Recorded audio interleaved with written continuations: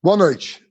Essa segunda-feira eu estou aqui na UOL TV, nas redes sociais, conversando com um sanitarista que foi ministro da Saúde, conhecido de todos nós, um dos responsáveis pela implantação de um dos programas mais exitosos de saúde pública da história desse país, que foi o programa Mais Médicos, que abriu faculdades de medicina em várias localidades do país desprovidas desse curso, né?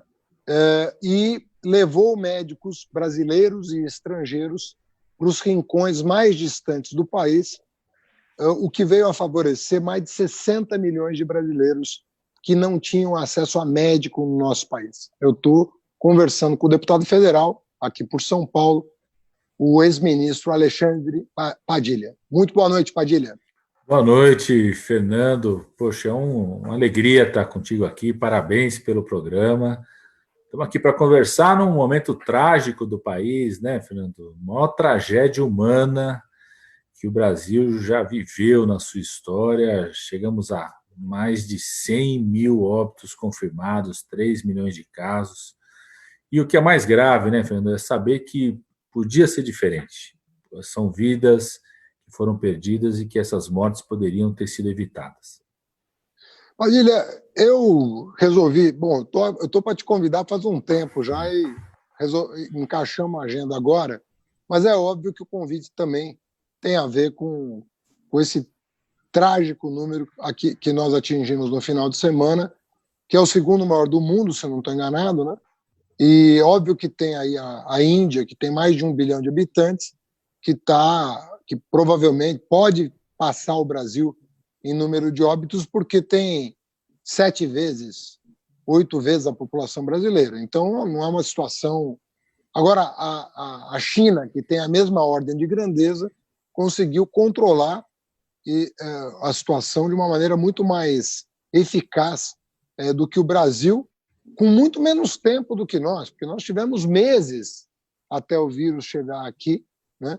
Foram 3 ou 4 meses de vantagem, vamos dizer assim, para nos preparar para a pandemia, mas o descaso do governo federal em relação a ela, desde o primeiro dia, foi tanto que nós estamos vivendo uma situação, e a minha preocupação é a seguinte, e eu começo te perguntando por aí. Quando nós conversamos em fevereiro sobre quais as medidas que nós teríamos tomado se nós estivéssemos no governo, afinal de contas, nós pretendíamos estar governando o país nesse momento, você me deu uma espécie de protocolo que deveria ser observado em relação a várias áreas. E você, estritamente sanitárias, fora a parte econômica e tal, que nós discutimos em outra ocasião. Mas naquela ocasião, você falava de 4 medidas sanitárias imprescindíveis, né? O isolamento social era a primeira e a mais importante. A abertura de leitos de UTI, você dizia, olha, nós quase dobramos o número de leitos de UTI no país, mas vai ser insuficiente para o tipo de vírus que nós vamos enfrentar, portanto, nós vamos precisar mais UTIs em função do fato de que tem que entubar pessoas, deixar, às vezes, mais de uma semana na UTI, uma série de problemas que implicavam um aumento de número de leitos. A questão das EPIs, que são os EPIs são os equipamentos para os profissionais, máscara, avental, luva, uma série de coisas. E você falava também de um quarto... Alguém está com o microfone... Os testes. Alguém está com o microfone ligado aí. Você falava dos testes em massa, da testagem em massa. Então, eram esses 4 elementos que você falava. Em fevereiro, estou falando de 6 meses atrás, né? Em fevereiro, você falou, essas são as providências que têm que ser tomadas imediatamente. Aliás, você falava, o governo já deveria estar já está tomando essas medidas, porque nós sabemos desde dezembro, né, quais são as características desse vírus. Então, em fevereiro, nós estávamos com esse diagnóstico. Se você fosse fazer um balanço geral, o governo federal não fez absolutamente nada, mas o país fez o quê? Dessas 4 medidas, o que foi possível, o que nós poderíamos dizer, isso foi feito parcialmente, totalmente, foi bem feito, foi mal feito? O que pode ser dito dessas 4 providências? Fernando, primeiro é isso que mais assusta, né? Porque a grande vantagem que o Brasil tinha, e ainda tem, né? É que como o outono e o inverno no Brasil vem depois, a gente tinha essa grande vantagem de já aprender com o que os demais países tinham vivido e tinham enfrentado, e fazer aquilo que deu certo nos outros países. Quando eu falei isso contigo lá em fevereiro, você até escreveu um artigo, a sua Sim. coluna da Folha de São Paulo pontua exatamente esses tópicos. Não é. Lógico que tem a ver com a experiência que a gente viveu da pandemia do H1N1, 2009, 2010, tem a ver com o esforço de acompanhar. Eu me interesso muito por esse tema, mas tem a ver com aquilo que era óbvio, já estava claro, consolidado pela experiência dos demais países, né? O SUS, como você bem sabe, inclusive você foi prefeito aqui da cidade de São Paulo, ele é um esforço de 3 níveis de governo. Então, se tem alguma coisa que foi feita nesse país, mesmo parcialmente, isso aconteceu pelo esforço dos prefeitos e prefeitas, dos governos estaduais, da sociedade como um todo e do Congresso Nacional ter aprovado medidas que permitiram que os governos municipais e estaduais pudessem expandir. Por exemplo, quando nós aprovamos que o orçamento desse ano era orçamento de guerra, aprovamos recursos para os estados e municípios, permitiram que, mesmo sem a ajuda do Ministério da Saúde, até agora o Ministério não executou 50% do que foi autorizado, os prefeitos e governos estaduais conseguiram abrir leitos. Foram abertos quase 10 mil novos leitos pelo Sistema Único de Saúde nesse momento no Brasil, nesse esforço. Uma parte desses leitos hospitalares, que tinham um papel importante, uma parte menor, obviamente, de leitos de UTI. Tem um esforço de testagem muito abaixo ainda. O Brasil hoje está em torno... É o 62º em testes por cada 1 milhão de habitantes. O grosso, a expansão feita pelos governos estaduais e municipais. O Ministério da Saúde distribuiu quase 5 milhões de testes e tem 10 milhões parado no Ministério da Saúde até hoje, porque eles não compraram o kit completo. É uma coisa absurda, né, essa situação. Então, expansão feita pelos estados e pelos municípios. E o esforço do distanciamento físico, que teve um impacto muito importante até metade de abril. A gente pega aqui na cidade de São Paulo, por exemplo, até dia 23 de abril, eu nunca esqueço esse número, que é a nossa cidade, até dia 23 de abril, a cidade de São Paulo tinha cerca de 900 casos novos por dia. A partir de 25, 26 de abril, passou a ter 3 mil, exatamente porque o distanciamento social, que estava em torno de 55%, 56%, começou para menos de 50%. Né? Então, esse foi o esforço, que é um esforço feito pelo Sistema Único de Saúde, pelos profissionais de saúde. Tem uma coisa que os médicos, médicas, enfermeiros, fisioterapeutas aprenderam rapidamente, tem aquela curva de aprendizagem, foi como manejar esses pacientes, que é uma doença que não tem um tratamento que mate o vírus, mas que um conjunto de medidas de suporte, de internação precoce quando for necessário, de identificar se a pessoa já está com a saturação do oxigênio menor, os cuidados no UTI. Então, tem uma curva de aprendizagem importante. Eu acho que esse é um dos motivos pelos quais, quando o paciente chega num estado menos grave, a gente tem salvo muito mais pessoas na UTI, que foi um esforço dos trabalhadores, dos profissionais, né? E a pesquisa, Fernando, eu tenho muito orgulho mesmo daquilo que você deu um grande impulso de construção no país inteiro, que foi a expansão das universidades federais, o investimento da ciência e tecnologia. Porque, Fernando, pra você ter uma ideia, assim, por exemplo, eu comecei a mexer com esse negócio de epidemia lá no final dos anos 90, quando fui fazer minha especialização aqui no HC, na Faculdade de Medicina da USP, em infectologia. Naquele período, a gente tinha, sei lá, 10 grandes centros de pesquisa nesse campo, no país, que acompanhavam o que estava acontecendo no mundo, tudo.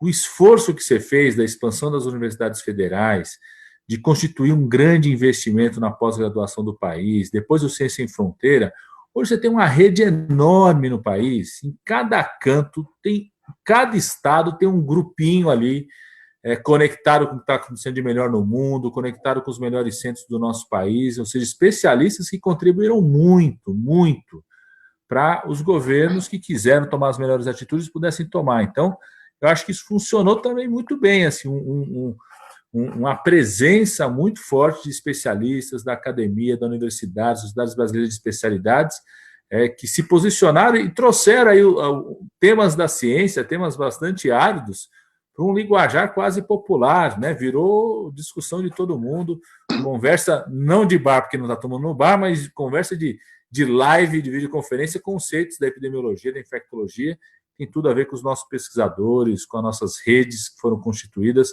a partir do seu esforço de expansão das universidades federais pelo país. Padilha, eu vou te fazer uma pergunta chata, mas eu me sinto na obrigação de fazer, porque eu estou muito incomodado com isso e eu não quero ter preconceito contra ninguém, contra nada. Eu não gosto de alimentar preconceito, sabe? Então, eu gosto de saber das coisas e me posicionar frente a elas de maneira muito transparente. Eu posso até depois rever, mas eu não gosto de tomar uma posição sem antes ouvir quem entende do assunto. Uma coisa que eu acompanhei é que você foi vítima de muito preconceito quando você lançou Mais Médicos. Sabe, você apanhava de manhã, de tarde e de noite, simplesmente porque você, o conhecimento que você tem, você morou no Pará, você atuou como médium em regiões.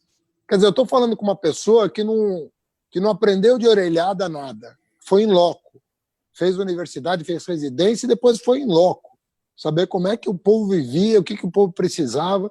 E quando você tomou as decisões no Ministério da Saúde, você tomou com base na tua experiência de vida, não foi só no que você aprendeu em livro, foi do que você viu, do que você constatou. E, infelizmente, a nossa formação médica nem sempre leva o residente, sobretudo, para aquelas regiões, para ele saber o que é o Brasil, sabe? Para ele saber o que é a saúde indígena, o que é a saúde da população ribeirinha, o que é a saúde no campo, sabe? O que é a saúde nas periferias das grandes cidades. Porque, às vezes, o cara está a 20 quilômetros do centro de São Paulo e está numa situação tão precária quanto um sujeito que está no meio do mato. E a pessoa fala, o cara mora em São Paulo. Mora onde em São Paulo? Sabe? As pessoas não se fazem essas perguntas. E você sofreu, olha, foi demais o que você sofreu com o negócio do Mais Médicos. Porque simplesmente você queria mudar os indicadores de saúde do país.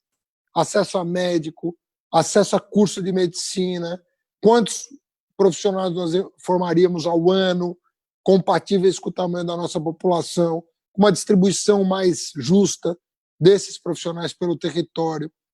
E agora eu vejo, me lembro da Ana Estela, minha companheira, o que essa moça apanhou com o negócio do Revalida. Gente do céu, porque ela queria simplesmente fazer um procedimento justo de reconhecimento de diploma de brasileiros formados no exterior. E nem isso conseguimos fazer. Depois virou uma grande saída o Revalida, mas até então era uma loucura. E eu sinto, não só, porque se fala muito de autocrítica, eu não vejo da parte das associações médicas, sobretudo o Conselho Federal de Medicina, uma reavaliação do seu próprio posicionamento em relação ao Mais Médicos e ao Revalida. E eu já coloco o Revalida no âmbito do Mais Médicos, porque era tudo uma coisa só. Eram várias peças de um quebra-cabeça que nós montamos ali para dar conta do acesso ao médico. O Revalida era um desses componentes. Mas eu não estou vendo uma atuação do Conselho Federal de Medicina. E eu não estou fazendo uma crítica aos médicos, não, porque eu não me sentia representado pela Ordem dos Advogados do Brasil. E hoje eu me sinto. Hoje eu vejo na direção da Ordem dos Advogados uma diretoria, sabe, que quer que o Brasil dê certo. Que não quer passar a mão na cabeça de ninguém, mas quer que o Brasil dê certo. com essa coisa de cloroquina, que a gente sabe que é um charlatanismo grosseiro, com essa coisa de minimizar não está faltando, da parte da categoria, uma representação, sabe, que sem partidarizar, porque eu tenho alergia à partidarização de tudo, sabe? E nós não estamos aqui falando de ser contra ou a favor do governo, mas pontuar quais são os dramas que o Brasil está vivendo. Quando você vê um jornalista, que até outro dia estava na Rede Globo, dá uma declaração na CNN dizendo: olha, tudo isso é bobagem, que é a cloroquina do Bolsonaro. E ninguém fala nada, Padilha. Como é que você vê isso? Eu não estou querendo fla-flu, eu não estou querendo... Eu respeito muito as instituições, eu sei que tudo, as direções são temporárias, já já a própria categoria acha o seu caminho, mas não está faltando uma palavra, sabe, das grandes lideranças sobre o comportamento do governo, sobre a falta de ministro, sobre a demissão de duas pessoas conceituadas. A gente pode discordar, mas eram pessoas conceituadas na área, 2 médicos, né? Um deles ficou 30 dias no cargo porque não viu condições de trabalho e não tem um pronunciamento. É impressionante. É impressionante, Fernando. Inclusive, está começando a ter um movimento de questionamento a isso, né? Eu tenho tido muito orgulho da posição de várias sociedades de especialidades, né? Até para todo mundo entender, né? A estrutura dessas representações da categoria médica tem basicamente 2 sistemas, né? Tem um que é o do Conselho Profissional, que é uma autarquia federal, né? Sim.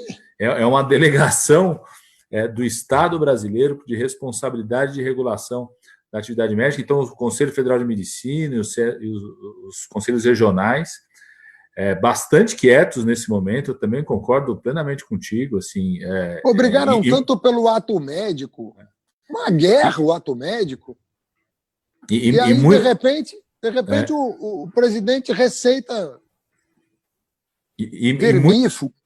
E muita gente questionando, assim, inclusive. E um outro sistema que é das especialidades médicas, né? Que aí você tem a Associação Médica Brasileira que reúne as especialidades. Essas parece que estão operando, né? Com um posicionamento muito firme. A Sociedade Brasileira de Infectologia. Sereno, né? Sociedade Brasileira de Infectologia, Sociedade Brasileira de Medicina Tropical, Sociedade Brasileira de Pediatria, Sociedade Brasileira de Medicina Família e Comunidade, ou seja, exatamente as especialidades mais a Sociedade Brasileira de Virologia, quer dizer, que é mais a Sociedade Brasileira de Virologia, né? Patologia clínica, que tem se posicionado com muita força e questionando, inclusive, a postura de algumas das entidades, né? É uma pena, assim, e mais do que isso, tem deixado muita gente indignada, tem um movimento que está surgindo com muita força de questionamento em relação a isso, por parte da sociedade de especialidades, por parte de lideranças de médicos e médicas, né? Tinha um questionamento firme sobre isso. Mesmo o Revalida, Fernando, só para você saber, desde quando o Temer assumiu, o Revalida foi uma criação, né? Você era o ministro da Educação, eu era o ministro da Saúde, a Anistela, tinha a honra da Anistela estar lá no Ministério da Saúde, já estava, na época do tempo, a gente trabalhando juntos. O Revalida, a gente começou, né, com uma portaria, era uma resolução, começando a experiência do Revalida. Nós tivemos que transformar o Revalida em lei agora, porque desde quando o Temer assumiu, parou o Revalida, não teve mais uma prova, teve uma prova que não concluiu a segunda etapa até hoje. Parece que tem uma fila de 15 mil profissionais. Existem 15 mil jovens médicos brasileiros que se formaram no exterior, que atuaram no Mais Médicos. Isso dá mais dó, porque eles já atuaram aqui no Brasil no âmbito do Mais Médicos, então conhecem a área remota, conhece periferia das grandes cidades, vários deles atuaram em área indígena, área de quilombolas, conheceram as regiões que você estava comentando, que o pessoal acaba não conhecendo na formação aqui, estão dispostos a atuar nesse momento da pandemia e não são chamados, eles não são chamados, porque o Bolsonaro não está cumprindo a lei do Mais Médicos, que ainda existe, para completar as vagas, e também não fazem revalida. Então, os caras estão esperando desde 2017 para poder fazer a validação do diploma, fazer a prova, não tem edição do revalida. No final do ano passado, a gente teve que transformar lá no Congresso Nacional em lei o revalida para ver se o governo passava a ser começava a cumprir uma lei, até agora não cumpriu. Como é que foi a manifestação do Conselho Federal de Medicina sobre o Revalida? Agora passou a ser a favor. Eles que eram contrários no primeiro momento, depois perceberam, né, a importância do instrumento e depois até começaram a utilizar isso como um discurso para não aceitar o resto do Mais Médicos, tudo. Então, foi favorável, inclusive, a transformação em lei. Nós fizemos questão, Fernando, na lei, a gente, inclusive, colocou o CFM para participar agora do acompanhamento do Revalida, como já estava na portaria, na época já participava, na portaria interministerial, sua e minha, ou seja, participando da entidade, agora foram favoráveis, a gente aprovou no final do ano passado a lei, foi sancionada para a realização de 2 edições por ano do Revalida. Até agora o governo não cumpriu. Até agora não cumpriu a edição do Revalida. Tem esses 15 mil médicos brasileiros que poderiam estar cuidando da nossa população agora nesse momento e estão impedidos de atuar como médicos no nosso país. E o Congresso tem como exigir o cumprimento da lei, tem como convocar o ministro da Saúde para se comprometer com uma data, tem... Qual é a saída no Congresso? O Congresso está operando remotamente. Vocês não estão podendo, com algumas exceções, né? Mas estão operando remotamente. O que é possível fazer hoje um deputado para pressionar, um deputado da oposição? Como é que ele pressiona o governo a cumprir a lei? A gente tem questionado, né? Essa história do Revalida, a gente já aprovou a convocação do ministro da Educação, aí teve a mudança do ministro da Educação. Você lembra que a gente aprovou, teve a mudança? Já teve a mudança. Encaminhamos para o Tribunal de Contas da União, porque está descumprindo a lei. Então, nós, o conjunto de parlamentares, encaminharam para o Tribunal de Contas da União, e agora o Senado resolveu aprovar uma nova lei que inclui, inclusive, crime de responsabilidade administrativa, o não cumprimento de 2 edições por ano. Então, vem para a Câmara, também é um debate que vai entrar na Câmara nos próximos dias, né? Mas envolveu o Ministério Público, esses estudantes, esses médicos formados no exterior estão entrando também junto ao Ministério Público, questionando, inclusive, essas medidas do governo, no sentido de tentar fazer que sejam cumpridas, né? É absurdo, absurdo. A gente está precisando de profissional médico. Tem uma das coisas que eu acho que é o grande... são vários erros, né? Mas tem um vácuo por parte do governo federal nesse momento da Covid-19, Fernando, que é a nossa atenção primária em saúde. O Brasil tem essas equipes de saúde da família, os agentes comunitários de saúde, o núcleo de apoio à saúde da família, que é a equipe multiprofissional, as equipes de saúde bucal, espalhadas pelo país, que poderiam ser um grande exército de educação em saúde, de acompanhamento dos pacientes da Covid-19, orientação das famílias. Tem pacientes, né, que tiveram a Covid-19, felizmente não morreram, mas estão ficando com sequelas, estão sem acompanhamento, poderiam estar sendo acompanhados nesse momento. Até para esse debate de reabertura das atividades econômicas, de volta às aulas, esse pessoal seria decisivo, e é decisivo ainda, porque ele tem o diagnóstico das comunidades. Então, imagina essas equipes completas, com médicos, onde está faltando médico, a força que a gente teria para enfrentar a Covid-19, que infelizmente o Brasil não está aproveitando, né? Mas que eu acho que é um desafio para agora. Assim, chegamos nessa marca trágica de 100 mil, o que dá para fazer, né, para enfrentar essa situação? Uma delas é essa: dar toda a força às equipes de saúde da família, atenção primária em saúde, tentar resolver essa coisa de convocação dos médicos formados no exterior, são 15 mil que estão aí para poder atuar, para a gente poder fortalecer a resposta à Covid nesse momento. Padilha, vamos falar um pouquinho de vacina, porque todo mundo é leigo no assunto, é um assunto complexo, né? Tem uma corrida, uma boa corrida, né?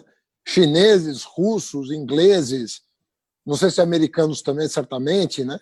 Mas tem vários países do mundo anunciando testes já ou na segunda fase ou na terceira fase e assim por diante.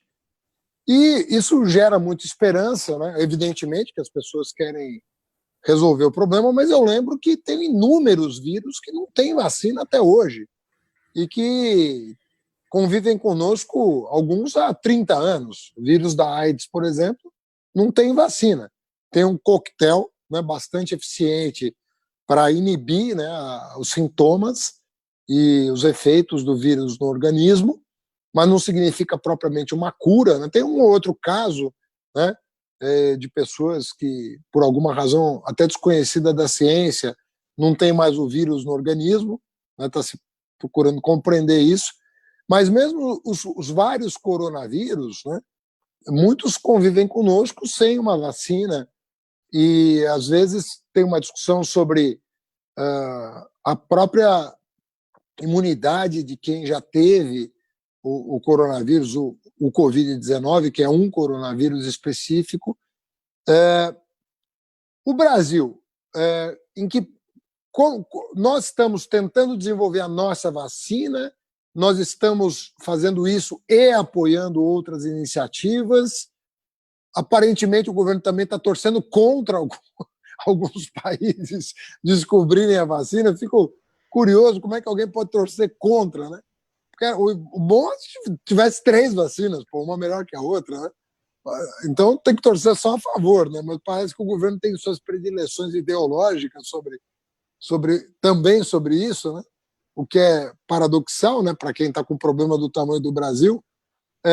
Em que pé está a nossa ciência, o envolvimento da nossa ciência? E, por fim, ainda sobre esse assunto, essa liberação de verba, como é que funciona isso? Fala-se que os Estados Unidos já encomendaram o primeiro lote, que não vai ter para ninguém, porque eles vão sair na frente. Ao mesmo tempo, o governo federal assina um MP dizendo que tem 2 bilhões para uma vacina. Isso não ficou muito claro nas reportagens que eu li. O que isso significa na prática, né? Então, em que pé está essa situação? Como é que o Brasil está inserido nisso? Ótimo, Fernando. Primeiro, você está sabendo bastante, viu? Você está entendendo de tudo, pô. Você está sabendo... Está sabendo de tudo. Mas assim, assim, nós temos 2 grandes desafios, né? Primeiro é um desafio científico, né? Que é, normalmente, uma vacina, né? As grandes vacinas que foram descobertas, né? Demoraram de 5 a 10 anos para serem descobertas. Estou falando assim, nos últimos 20 anos, de vacinas recombinantes, tudo, né? Então, o primeiro é o desafio científico. Não é fácil desenvolver uma vacina, sobretudo contra um vírus novo, né, e que tem uma família, a família dos coronavírus, a gente não consegue identificar uma imunidade protetora por muito tempo em todos eles. Então, primeiro, a gente tem um grande desafio científico, são mais de 120 projetos de vacina no mundo. O Brasil participa de pelo menos 3, 4 de desenvolvimento aqui no Brasil, né, o Instituto Butantan, um deles que está buscando desenvolver um tipo de vacina, né? A grande maioria desses projetos ainda está em fase muito inicial, então não tem fase humana ainda. A gente tem mais ou menos 20 que já estão em fase de testes em seres humanos. O Brasil participa hoje de 4 projetos de desenvolvimento de vacinas que já estão em fase de testes em humanos, né? Todos eles são de vacinas descobertas, desenvolvidas por empresas internacionais, mas que o Brasil foi procurado por 2 grandes motivos. Primeiro, porque nós temos instituições públicas aí, mais uma vez, o papel do Sistema Único de Saúde, de toda a nossa rede pública de ciência e tecnologia, dos financiamentos, das fundações estaduais de pesquisa e das fundações nacionais de pesquisa, o papel da CAPES, do CNPq, das fundações estaduais, tudo aquilo que você acompanhou e impulsionou com muita força. Nós temos instituições muito reconhecidas internacionalmente, tanto na pesquisa e desenvolvimento de vacina, quanto na capacidade de produção. Por exemplo, o Brasil das Américas, tirando os Estados Unidos, é o único país com capacidade de produção para abastecer para além do seu mercado próprio. O Brasil já exporta vacinas, a Fiocruz, a gente exporta a vacina da febre amarela, da meningite, o Butantan exporta uma parte da sua produção de vacina da gripe para os fundos internacionais da Organização Mundial de Saúde e tudo. Então, primeiro, um reconhecimento das instituições do nosso país. E segundo, infelizmente, pela nossa situação epidemiológica, porque como a gente tem Uma das coisas que você precisa para avaliar a vacina é, na prática, você vai testar se a pessoa vai desenvolver imunidade, né? Esse é um dos objetivos que você busca na vacina. Então, você vai lá, coloca a vacina, dosa o sangue dessa pessoa, alguns dias, meses depois, vê o quanto tempo que ela desenvolveu anticorpos ou imunidade celular, que a gente consegue ver no laboratório, mas um dos resultados primários da vacina é aquela pessoa não pegar a doença. Então, você testar essa vacina num país que está com um grau de transmissão tão alto como o Brasil também é interessante. Então, esse é o primeiro desafio científico. Nós temos 4 projetos que são em parcerias com empresas internacionais, então não são daqueles que estão sendo desenvolvidos aqui no Brasil, que as nossas instituições são reconhecidas para serem parceiras nisso. E aqui no Brasil tem, de fato, essa que é a vacina de Oxford, que foi uma empresa ligada à Universidade de Oxford, que uma empresa multinacional, a AstraZeneca, compra essa vacina de Oxford, começa a montar um modelo de produção internacional e faz a parceria aqui com a Fundação Oswaldo Cruz, com a Fiocruz e com a nossa Unifesp, nossa reitora Soraya, de fato já reconhecido pela Organização Mundial de Saúde como aquela que está na fase mais avançada de testes em humanos, né? Essa que o Bolsonaro tem dito que não é daquele país, mas isso é de uma ignorância absurda, Fernando, porque é o seguinte, o Bolsonaro desconhece que a maior fábrica da AstraZeneca fica exatamente na China. Tá certo? Então, essa é a que, de fato, que está nos estágios mais avançados. A segunda, que está no estágio bem avançado, também é a do Butantan, junto aí com um grupo estatal chinês, que é a chamada Sinovac.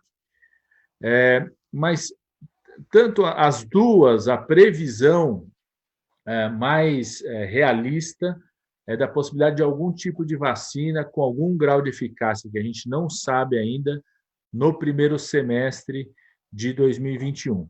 Eu queria lembrar aqui, por exemplo, a vacina da gripe, né, que tem os vírus influenza e parainfluenza, a gente começou a vacinar a população lá nos anos 90, última metade dos anos 90, com um grau de eficácia que não era tão grande. Por isso, inclusive, que naquele momento os estudos mostravam que tem eficácia se vacinar grupo de risco, então por isso só vacinava idoso no começo, gestante, criança, e mostrou que tinha eficácia em reduzir o risco de morrer, não de que reduzia imunizar da pessoa não ter aquela doença, igual as vacinas que a gente está acostumado, tomou uma vez, não vai ter mais aquela doença. Então, eu acredito, inclusive, né, que o mais provável que a gente venha a ter, eu estou confiante que a gente venha a ter no primeiro semestre de 2021, o mundo venha a ter algum tipo de vacina que tenha um grau de eficácia ainda não ótimo, mas que possa ter um impacto na redução, sobretudo nos casos mais nos grupos de risco, quem é mais suscetível a ter um caso mais grave, ou aquelas pessoas que são mais expostas. E aí, a estratégia de vacinação vai depender muito do resultado de eficácia desses estudos. Então, essa é a primeira coisa. Esse é um desafio científico, né? Que a gente vira a descobrir essa vacina, acredito que é possível que a gente tenha uma aí no primeiro semestre, podendo já começar a ser utilizada. O outro desafio é do acesso, de você produzir... Eu ia te perguntar justamente isso. É isso. Você produziu... Pessoas, descobriu. Vamos supor que descobriu a cura. E aí? Como é que funciona, do ponto de vista internacional, como é que funciona essa questão da produção e distribuição? Ou seja, o laboratório escolhe para quem vender, por quanto vender. Se os Estados Unidos quiserem comprar todo o primeiro lote, é deles e por que critério? Como é que funciona isso no concerto entre as nações? Como é que essas coisas se organizam? A OMS tem participação nisso? Enfim, tem uma logística para proteger o planeta? Ou seja, vamos começar por onde está mais grave. Como é que funciona? Esse é o grande embate, esse é o grande desafio, que é um desafio eminentemente político, inclusive, né? E que já ficou explícito, por exemplo, na Assembleia Geral da Organização Mundial de Saúde, que aconteceu em maio. Essa foi a grande briga, porque alguns países que tradicionalmente, né, fazem a defesa de ver a saúde mais como um direito, que seja uma descoberta da ciência, seja um bem público, forçaram para que tivesse na declaração final da Organização Mundial de Saúde que qualquer vacina, qualquer medicamento se tornasse um bem público, e, obviamente, os Estados Unidos foi contra a votação, essa decisão na declaração final. Você sabe que esse é um tema que está presente, inclusive, nos acordos comerciais. A OMC já teve que, inclusive, regular sobre isso. Tem os acordos tradicionais, os acordos TRIPS, que fazem, inclusive, essa ressalva, né?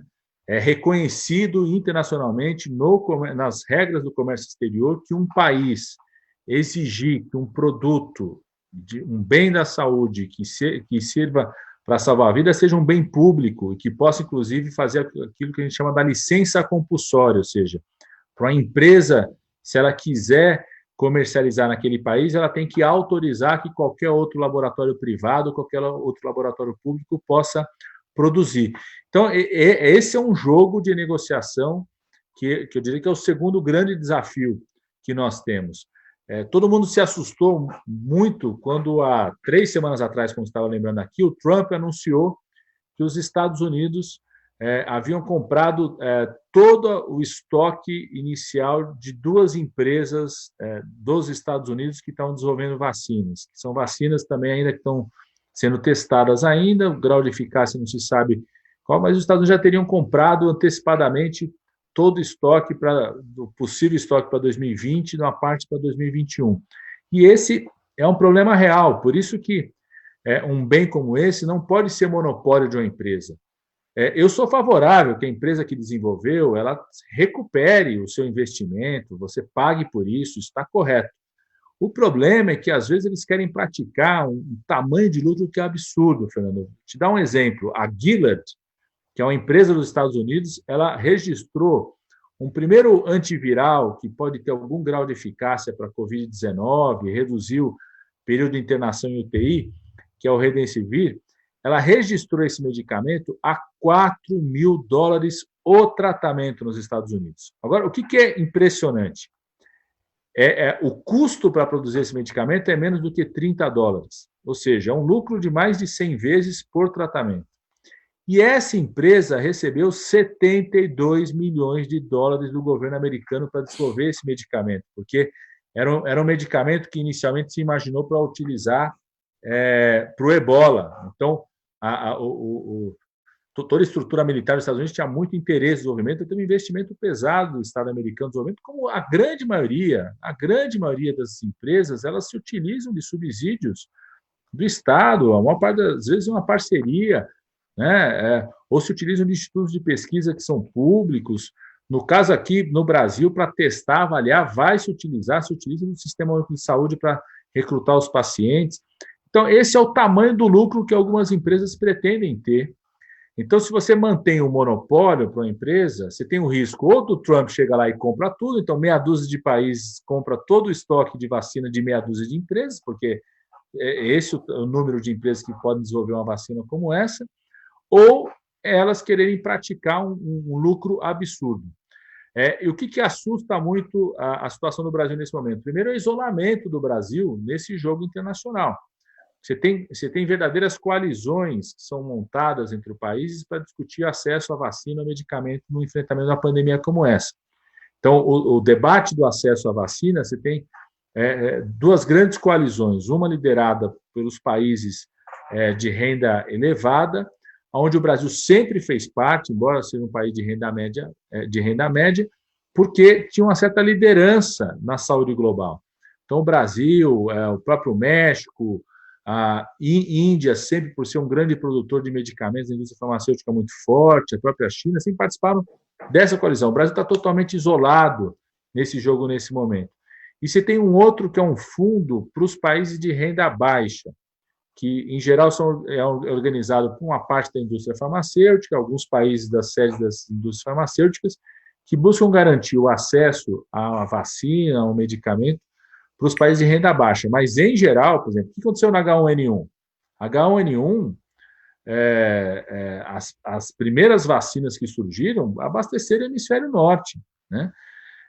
O Brasil conseguiu fazer um grande programa de vacinação na H1N1, na gripe suína lá, 2009, 2010, governo Lula. O ministro temporâneo era o ministro da Saúde, eu era ministro da Coordenação Política, porque a gente ensaiou ali a primeira grande transferência de tecnologia, uma política que foi desenvolvida a partir do final do governo do presidente Lula, deu continuidade no governo da presidenta Dilma, que era o quê? O mercado brasileiro público é enorme, toda vacina tem interesse em participar do SUS, por conta do tamanho do SUS e do reconhecimento internacional do Programa Nacional de Imunização. Então, a discussão era o seguinte: quer introduzir a vacina no SUS? A gente topa, desde que transfira toda a tecnologia para o Brasil, e na época foi transferido para o Instituto Butantan, e o registro da vacina ficou no nome do Instituto Butantan. Então, isso permitiu que o Brasil, por exemplo, em 2010, fosse o país que mais vacinasse no sistema público. Então, a gente tem duas coisas para comemorar nesse debate todo aí, Fernando, que é o fato tanto desse acordo da Fiocruz quanto do acordo do Instituto Butantan. Nós fomos visitar a Fiocruz, o Congresso Nacional foi lá visitar a Fiocruz, fizemos uma reunião com o Butantan sobre isso. Os dois acordos são de transferência de tecnologia aberta. O que é isso? A AstraZeneca, Oxford, está transferindo o conjunto da tecnologia para a Fundação Oswaldo Cruz. O registro da vacina vai ficar no nome da Fiocruz. Por isso que, inclusive, o preço é um preço bastante interessante, porque esse valor, essa medida provisória, foi construída pelo Congresso Nacional. Nós fomos lá na Fiocruz, a Fiocruz falou qual eram os valores, a Comissão do Congresso foi junto ao governo. O investimento vai ser de 1,9 bilhões de reais. Isso para comprar 100 milhões de doses e para comprar toda a transferência de tecnologia. Só para se ter uma ideia, o Trump comprou por 1,9 bilhões de dólares 100 milhões de doses das duas empresas dos Estados Unidos, sem a garantia de transferência de tecnologia para um laboratório público dos Estados Unidos. Então, se a empresa quiser mudar o preço, sair dos Estados Unidos, ele fica sem a vacina, ou vai ter que pagar um valor muito maior. Então, a gente está pagando um valor equivalente, né, 5, 6 vezes menor, se a gente for fazer a conversão do dólar para o real, e com toda a transferência de tecnologia. O que pode fazer com que a Fiocruz, se essa vacina der certo, a Fiocruz vai poder não só produzir para o Brasil, mas também se preparar para ser uma exportadora para esses fundos internacionais. A mesma coisa do Instituto Butantan. É o mesmo acordo, está sendo feito pelo governo do Estado, o grupo estatal chinês, também de transferência de tecnologia. A vacina vai ficar registrada pelo Instituto Butantan, o que pode significar um avanço importante para o Brasil poder deter essa soberania da produção dessas vacinas. Só uma dúvida, se eu entendi bem, o valor paga o mesmo, 1,9 bilhão de dólares. Não, por 100 milhões de vacinas, não? Não. O do Trump é 1,9 bilhão de dólares, o do Brasil é 1,9 bilhões de reais. De reais. De reais para comprar 100 milhões de doses. É um quinto do preço. Transferência, é um quinto e com a transferência de tecnologia. E com transferência de tecnologia. Padilha, nós vamos nos encaminhando para o final. E eu queria te perguntar uma coisa. Tem uma perspectiva... Bom, você fala assim, até o final do ano, como é do ano que vem. Mas aí tem produção, tem não sei o quê. E tem uma previsão muito sombria sobre outubro. Porque muita gente falou, em maio, que nós íamos superar 100 mil mortos em agosto. Teve gente que ainda foi na casa depois da vírgula quase e falou, olha, em final de agosto vão ser 120 e poucos mil mortos. Em maio, o pessoal estava fazendo essa projeção. E tudo indica que, infelizmente, essas projeções, que tinham uma cláusula, se nada for feito, vai acontecer tal coisa. Porque ele sempre tomou o cuidado de dizer que o governo está na mão do governo tomar as medidas. Então, se nada for feito, o Brasil vai ter 120 mil mortos em final de agosto. E agora essas mesmas fontes estão projetando um número assustador de, ao final de outubro, nós poderemos chegar... Eu tenho até medo de falar, juro por Deus. Sabe, eu fico contido. 200 mil óbitos no final de outubro. Eu torço para você dizer que esses números são exagerados, que não é bem assim, mas eu tenho que te perguntar, porque quem está nos ouvindo quer saber. Existe o risco concreto da gente chegar a 200 mil óbitos no Brasil?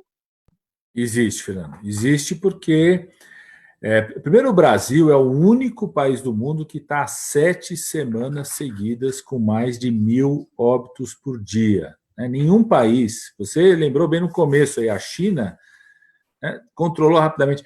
Todos os países, mesmo os Estados Unidos, em 60 dias conseguiu atingir uma certa estabilização em relação ao número de mortes. O Brasil é o único país que continua crescendo, cai em algumas regiões, mas cresce em outras, né? E a gente está mantendo um patamar superior a 1.000 mortes por dia há 7 semanas seguidas. Nós estamos há 14 semanas seguidas com a taxa de transmissão maior que 1. Então, é muito assustador mesmo. E eu realmente não descarto a possibilidade real da gente chegar a um número como esse em outubro.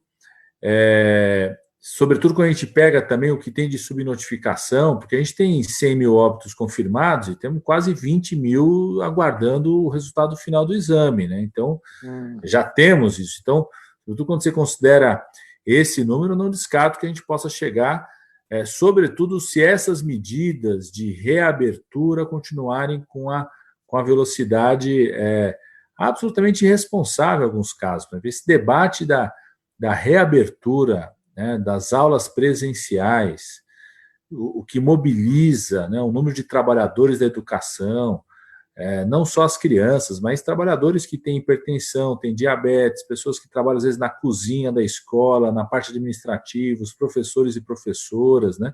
É um volume muito assustador de pessoas que podem se mobilizar nesse momento, o que impacta isso no transporte coletivo, né, sem nenhum investimento na infraestrutura nas escolas, né?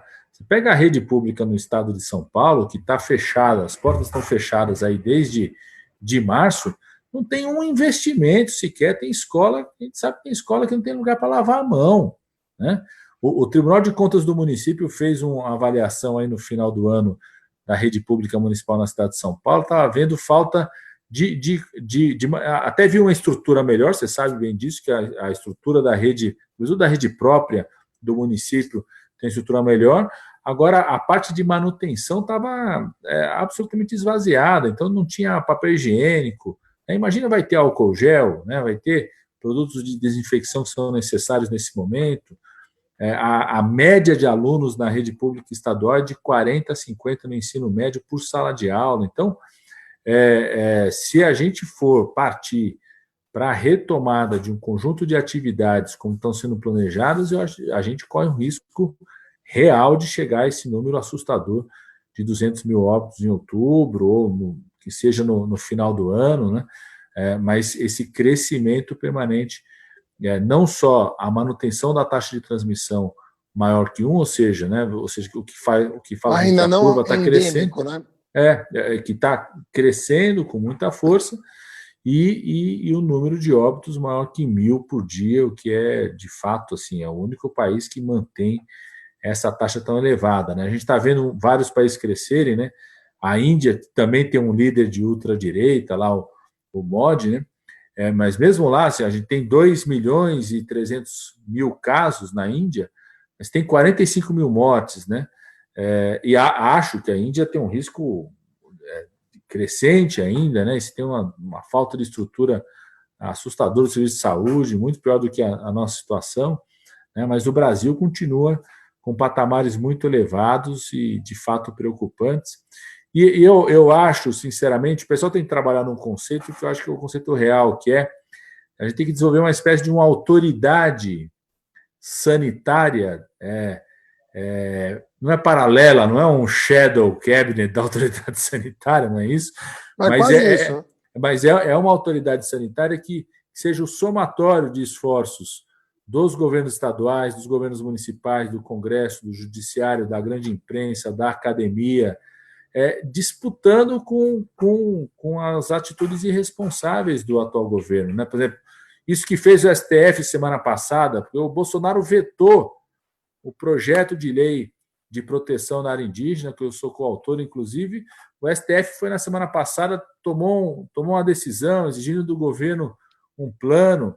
quando o Ministério da Saúde desapareceu com os dados do portal do Ministério da Saúde, uma liminar no STF, a imprensa se mobilizou junto com os gestores estaduais e o STF obrigou o Ministério a colocar do jeito que era antes. Então, a gente vai ter que constituir uma autoridade sanitária que é uma coalizão aí da sociedade, da imprensa, do Ou seja, Congresso. nós temos que fazer uma mobilização para proteger o país do governo. No fundo é isso mesmo. Né? É isso mesmo. O governo resolveu se associar ao vírus. Né?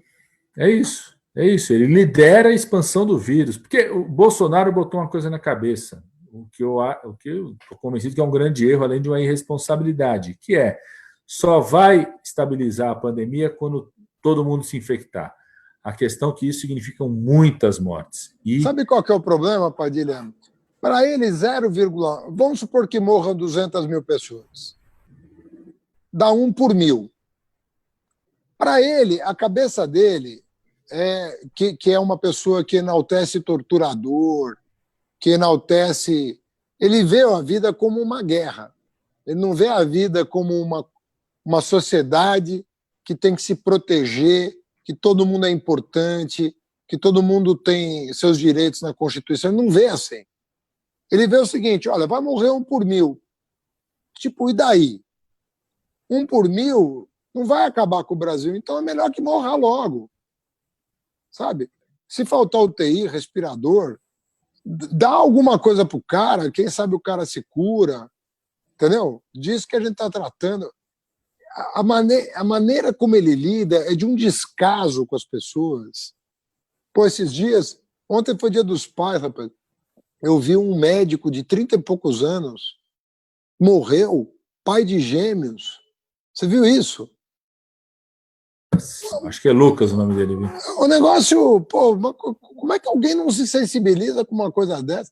Todo mundo ficou com lágrimas nos olhos de ver. Dia dos Pais, pô. O cara deixou 2 filhos pequenos, 30 e poucos anos. O cara celebrando o fato de ser médico e está podendo ajudar. Vai para uma UTI e não sai. Eu não sei, cara. A impressão que eu tenho é de que ele vive num mundo paralelo, assim, é uma espécie de psicopatia mesmo, sabe? De falta de sensibilidade total. Vai morrer 200 mil, sabe? Qual é o problema? Temos 200 milhões de pessoas. Se morrer 200 mil, tipo assim, não vai fazer falta, entendeu? Essa é a cabeça dele. Eu tô convencido disso também, Fernando. E o grande erro nisso, né, além da irresponsabilidade, da atitude genocida, é que eu também estou me convencendo cada vez mais que o mundo, os investidores externos, o mundo da economia não vai fazer essa separação entre salvar vidas e salvar a economia. Eu acho que não tem uma economia que se recupere. Isso. Não tem uma economia que se recupere sem o país mostrar que ele consegue salvar vidas, que consegue estabilizar a pandemia. O Trump que ele mimetiza, ele imita o Trump. Ele faz, você pode ver, 48 horas depois do que o Trump fez, ele faz. Ou ele ou um filho dele. A cloroquina foi um exemplo disso. É sempre assim, 40 horas. Acho que eles ficam com a TV ligada, né? Porque ele fica assistindo o Trump, né? Ele mostrou. Ele fica assistindo o Trump para fazer 48 horas depois, ele faz igual. Igual. Fala que teve fraude na eleição, fala que a cloroquina cuida, tudo igual. Só que o Trump pode perder a eleição, justamente em virtude desse comportamento irresponsável. E é raro um presidente perder a reeleição nos Estados Unidos. Não é comum. Isso pode acontecer daqui a 87 dias. Sabe por que eu sei que é 87 dias? Porque eu tenho amigos americanos que me mandam um WhatsApp, falta 87 dias. Mas daí eu falo para eles, não fala isso para mim, porque no nosso caso aqui, se o Rodrigo Maia não aceitar o pedido de impeachment, são 2 anos aqui de destruição. Eu fico bestificado de ver o Congresso Nacional, com 50 pedidos de impeachment, agir como se nada tivesse acontecendo. Então é uma coisa, gente morrendo, mais de não sei quantos milhões de empregos, né, destruídos, e as coisas evoluem como se nada tivesse acontecendo. Eu fico perplexo como professor, como cidadão. Para mim causa enorme perplexidade o que está acontecendo no Brasil. Como é que nós conseguimos naturalizar o horror do governo Bolsonaro. Mas, enfim, Padilha, eu queria te agradecer muito a possibilidade de conversar com você aqui no painel, as explicações que você deu, que certamente vão ser muito úteis para quem nos assistiu, e vamos torcer para você continuar a tua atuação parlamentar junto a essa bancada que está fazendo a diferença no Congresso Nacional. Parabéns para o PT. O PT está realmente o partido que mais aprovou e apresentou projetos de lei para enfrentar a pandemia, o PT. Realmente está tendo uma atuação inestimável para o país. É uma pena que tenha muita gente que pensa que foi o Bolsonaro que tomou as medidas que o PT tomou e ele teve que acatar, porque senão a gente ia derrubar o veto dele no Congresso Nacional. Mas eu fico feliz de estar bem representado no Congresso, como muitos dos que nos ouviram hoje. Eu queria te agradecer muito essa oportunidade. Eu que agradeço, Fernando. Adorei poder participar. Parabéns pelo seu programa. E nós temos um grande desafio agora, Fernando, que é, assim como foi a aprovação do Fundeb, a gente fazer uma injeção de incentivo, de força para o Sistema Único de Saúde. Esse é o debate que vai entrar nas próximas semanas. Amanhã o Conselho Nacional de Saúde lança, a partir da manhã, uma grande campanha para a criação de um piso emergencial para a área da saúde, para que o recurso que foi autorizado esse ano, foram quase 40 bilhões de reais, seja uma espécie de piso para o ano que vem, que a gente não tenha que voltar no ano que vem a míngua que era da emenda constitucional 95, até porque não vai dar, de 20 anos. É isso. Você não vai conseguir. Esse é o debate dos próximos dias, viu, Fernando? Pessoal, eu queria agradecer a audiência de todos. Toda segunda-feira, às 8 da noite, nós vamos estar aqui, sempre na presença de um convidado ilustre para nos informar, nos esclarecer sobre temas importantes para o Brasil, para a América Latina e para o mundo. Agradeço a audiência de todos. Obrigado, Padilha. Boa noite. Beijo em casa. Beijo na Nenê. Vamos nos ver brevemente. Um abraço. Um abração.